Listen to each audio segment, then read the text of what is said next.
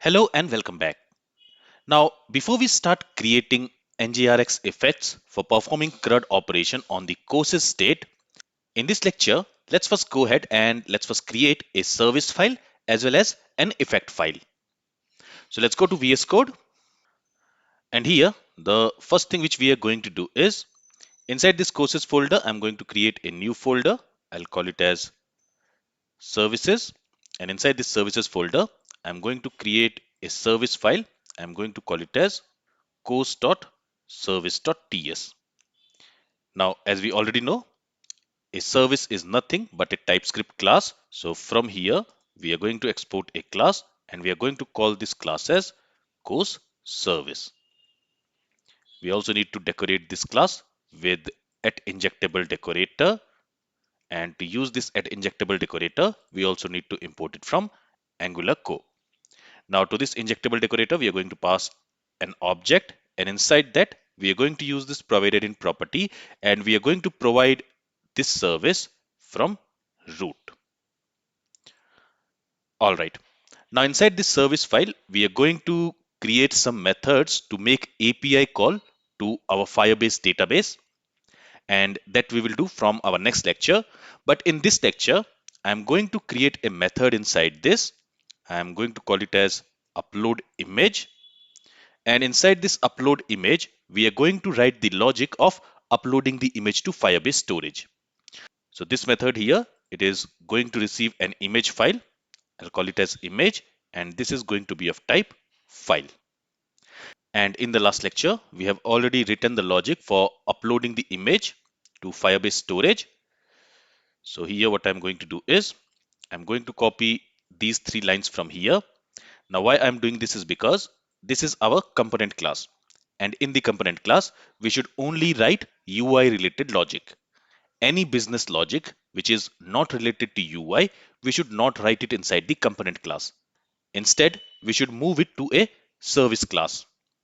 So that's why I'm going to cut this logic from here, and I'm going to paste that logic inside this upload image method. And let me also format the document here. Now here, since we are using the await keyword inside this method, let's also make this method async. So that is the first change which we are going to do.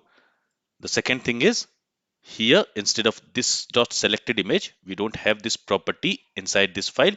So here I'm going to use this image parameter which we are passing to this upload image. So here I'll say image dot name, and in the same way here also instead of this dot selected image, I'm going to use image parameter. Now in order to use this Firebase storage inside this service class, what we also need to do is we need to inject an instance. So here I'm going to create a constructor, and using this constructor, we are going to ask Angular to inject an instance of Firebase storage. So from here, from within the constructor of this AddCourseComponent class, I'm going to cut this property. Let's save the changes in this file. Let's go to CourseService.ts, and there I'm going to create that property, this Firebase storage property. And to use this Angular Firebase storage, we also need to import it. So let's go ahead and let's import it from this path. And from here, we can remove this import statement from within this add course component. Let's save the changes. So here we have created this upload image. Now what we are going to do is inside this add course component, we are going to inject an instance of course service. So here let's create a property. Let's call it as course service, which is going to be of type course service. Okay, and using this instance here, we'll say this dot course service, and in this course service we have a method called upload image. We are going to call this upload image, and to this method we need to pass an image file. So for the image file here, we are going to pass this dot selected image. Okay, and this upload image, it is going to run asynchronously. So here let's also use the await keyword, and this method here, it is going to return us the image URL. So here I'm going to use const keyword, and I'm going to create a variable called URL, and then we are assigning that URL to the image property of this course form. So everything else should be same. From here, we can also remove these console.log statements. Okay. All right. Let's save the changes here. So we have created the course service. Now what we are also going to do is inside this state folder, we are going to create an effect file, and we are going to call it as courses.effects.ts. Now, as we have learned before, an effect is nothing but a service class. So again, here also we are going to create a class and export it, and I'm going to call it as courses effect.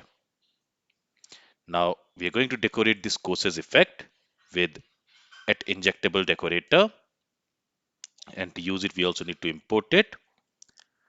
And here I'm also going to specify a constructor, and using this constructor we are going to inject the actions here. So I'm going to call it as actions dollar, and this is going to be of type actions, and we need to import this actions from NGRX effect.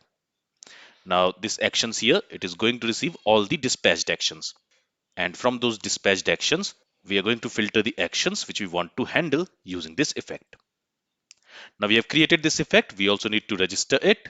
So let me save this course service file and let me close it for now. And let me also close this AddCourseComponent.html.